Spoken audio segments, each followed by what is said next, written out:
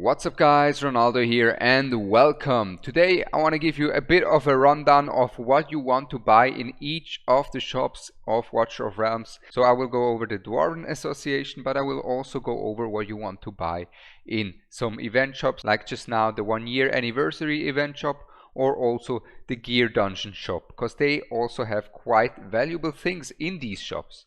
So starting off with the black market. Now the black market has certain tier 0 things, and that is the huge stamina potions, always good value for these.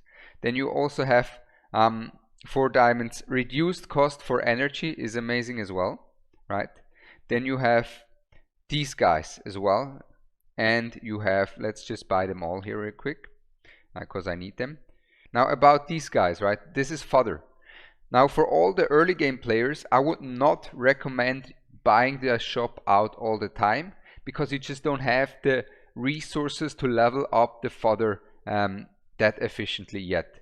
For all the end game players, just always buy all of the fodder. Even if you have maxed out all of your heroes, buy all of the fodder that you can and level it up for the Corridor of Glory event to get your legendary skill crystals from there. This is a big thing. Just always buy this fodder from here. It helps a lot with these events. In the end game especially, you will need a ton of them in the mid game. In the early game you don't have that much resources to level them up, but you will see quickly the need for these is there. So always buy these out as well once you got over a certain point in the early game. And then there's many things that you also want to buy, is that all the insignias you want to buy from here. All the insignias you want to buy from here all the time. The epic ones and the gold ones and the purple ones, if they're for gold. As long as they're for gold. If they're for diamond, don't even bother, but for gold, take them all the time. Then make also sure, of course, to always just refresh your shops a bunch of times during the day. Every day you get a bunch of refreshes here. Of course, it swaps every day as well, and you just buy. Everything for gold, more or less. Everything for gold you buy. Now, for these pieces here, right, you can buy them sometimes in the early game, but usually they're kind of trash, so I wouldn't recommend them. But once you reach a certain point in the late game, gold will never be a problem, so you can just buy everything with gold. For that point, I would really focus on the other things that you will buy for diamonds, just like the stamina right here, the stamina potion.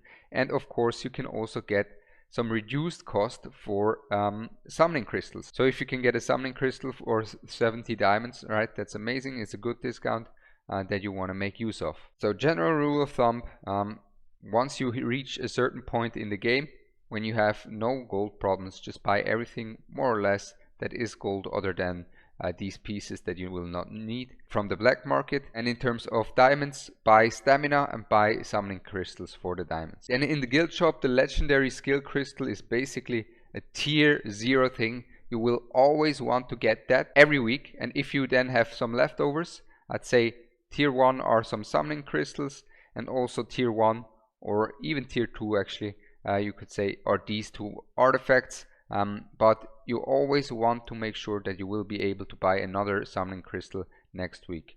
This is tier 0, this is what you want, and then the rest you can spend on these 2-3 things, but the rest you should not get at all from here. And also something that is actually in the early game tier 0 and then just completely falls off is this gold bonus right here. In the early game, you only want to farm gold when you have the gold bonus active, and the guild shop is a quick and nice way to do that. But I would really recommend you not just buy 2 of them at once. I would just farm as much as you can in one day, so you're not gonna waste out all of your guild coins. And in the arena shop, always every day buy this stamina potion. It's cheap, it's good, and every week these crystals here. And in the arena shop, all the time when you can get summoning crystals, you just buy them all. You just buy all the summoning crystals that you can get. Now these ones are depending on your rank, right? If you're highest rank, you can buy them all. And then the ref skin you also want to buy. Now with the leftovers of the arena shop, you have a few tier 1 things that you can do. And that is basically the XP bonus. If you need an XP bonus quickly, you don't have one, you can buy it here. It's hella cheap, it doesn't cost anything. Just get it from here. It's an easy way to get it. Then these crystals you can buy every now and then with the rest that you have left over, and some skill dust, legendary skill dust as well. The rest I would not recommend to buy. The mithril is just so expensive, right? Like you can buy so little mithril for the amount of points that you get. I don't think that is worth it. Tier 0 summoning crystal, skill crystal of course, and then tier 1 epic skill crystal, XP, and legendary skill dust, and of course tier 0 huge summoning crystal. The awakening shop, I will recommend you to basically always buy everything from the epic tokens other than these rare hero soul stones and the XP boost, but you just only want to get it when you need it, of course. Now epic tokens, at some point you have more than enough. It's just buy everything more or less every week with these epic tokens. Buy the legendary skill dust, buy the legendary skill crystal for epic tokens, not for legendary tokens. This 50 for a skill crystal, nah, never, don't do that. For the legendary tokens, it's all kind of trash other than the soul stones. The soul stones for a good hero are nice, but for one single pull here that might as well be a flipping rare, I'm not gonna spend 50 tokens of these. So legendary tokens only, soulstone, that's it. Then in the event shops, they 99% of the time always look the same, and I can already tell you the exclusive artifacts is a tier 0. Tier 0, you want to get that. Then shards and just ancient summoning crystals are also tier 0, because these are kind of things that you cannot get with diamonds, right? Things you can't get with diamonds are extremely valuable.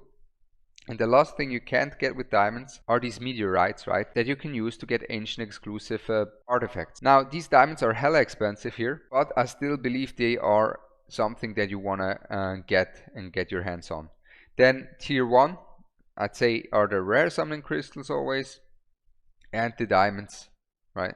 And then if you don't have enough shards, you also, of course, you always want to save up until you need to get them. And if you realize, okay, I can't get enough shards, if there is a shard summoning event going on, you can buy them and neglect like the gleaming meteorite, right? So shard summons are also something, depending on where you're standing with the summonings, they can be actually quite valuable for some people, but also for other people pretty useless, right? I would buy for the leftovers just one of the tier 2 things, which would be 5-star fodder, epic skill crystal, and auto fights. These are kind of the tier 2 things, and the gold is tier 3. But this should give you, and also the myth extract is also tier 3. This should give you an overview in different tiers what you want to prioritize. Now the last shop that has just some amazing stuff here that I wanted to talk about is going to be the dungeon shop. Now the dungeon shop has been updated and it has become better and better. I can't lie about that. So something that I would recommend 90% of the people is going to be the ancient pieces that you see the substats on, right? Basically this is 4 good substats. For 99% of the people, this is an amazing piece that they should grab, right? So this is something that I would recommend many people to go for over the unidentified bangles and weapons, right? The unidentified pieces, I would only recommend completely late game players like me, for example. I go for unidentified pieces. Why is that the case? Because I already have so much good gear. I can use this gear, but I don't really need it, right? This is a higher risk, but I can push my gear up to even further levels with an unidentified piece that rolls well, right? For example, you have some things in there like 5% bonus attack.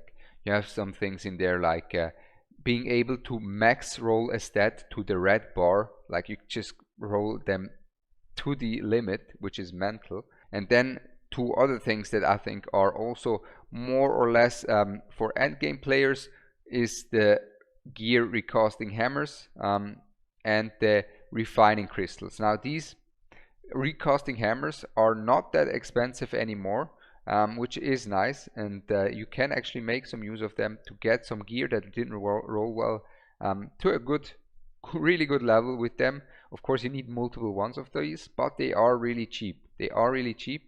And same of these. You will probably also need multiple ones of these to get a good substat out of them. They are not that cheap though. And these things, right, these things are kind of when you really want to already have good pieces and you just want to min-max that stuff. But early I would focus on getting these pieces right here, right, the pieces with 4 good substats that you want to get. And then these other things are great, and this is already more or less that you want to focus on. The rest you don't want to get. So you don't want to get this, you don't want to get this or this, for example. It's just not worth it. There's so many other good things in there, and you're not going to get enough points to buy everything. Yeah, and with that said, I think we did it. I think we went through all the shops, Dwarven Association, Gear Dungeon Shop, and also event shops, just to give you guys, especially many of the new players that came now with the 1-year anniversary, a bit of a outlook what you should focus on in these shops. I hope you learned something, and with that said, subscribe, and I hope to see you next time. Peace.